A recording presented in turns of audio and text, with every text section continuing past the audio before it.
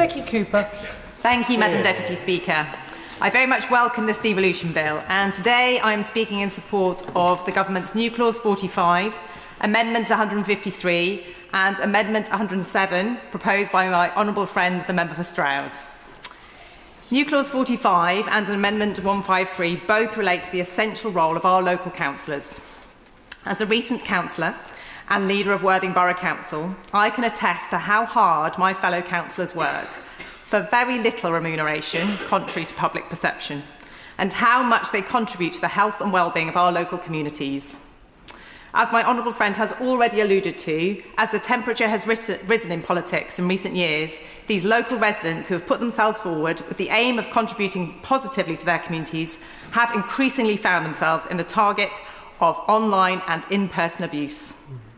And whilst this is no more acceptable for them than it is for us in national politics, we must do all that we can to ensure that they and their families are safe. And it is therefore good to see this recognised in new Clause 45, proposing that members' home addresses will no longer appear in published registers of interest. Amendment 153 acknowledges the different forms of council structure that currently exist, and there has been some debate on this already today. My constituency of Worthing West houses two councils. Worthing Borough Council is a leader and cabinet system. Arran District Council is a committee system. Again, as a former council leader, my preference and experience tells me that the leader and cabinet system is highly effective, but I do acknowledge that the committee system can potentially allow greater involvement in decision-making across the councillor groupings. So with this in mind, I am supportive of the intent stated in Amendment 153 that if the local authority's committee system is protected, then a review should be undertaken to see if it is in the best interests of that local authority to move to the leader and cabinet system.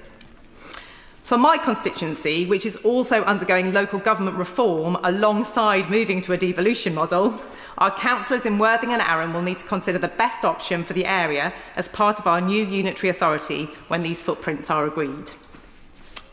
And finally, Amendment 107 asks that environmental interest be considered as a criteria for community right to buy, provided that the land is not allocated in the local development plan.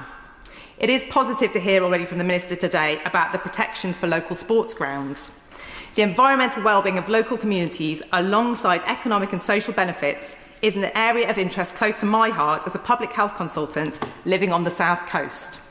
Worthing has the smallest amount of green lands per head of population in the UK, less than a snooker table per person. We have limited green land left in our constituency's urban areas, and even though we are undoubtedly blessed with the English Channel to the south and the South Downs to the north, people do not live in the sea, and very few of us live in our national park. Our well-being is therefore determined by our densely populated urban strip bordering the coastline.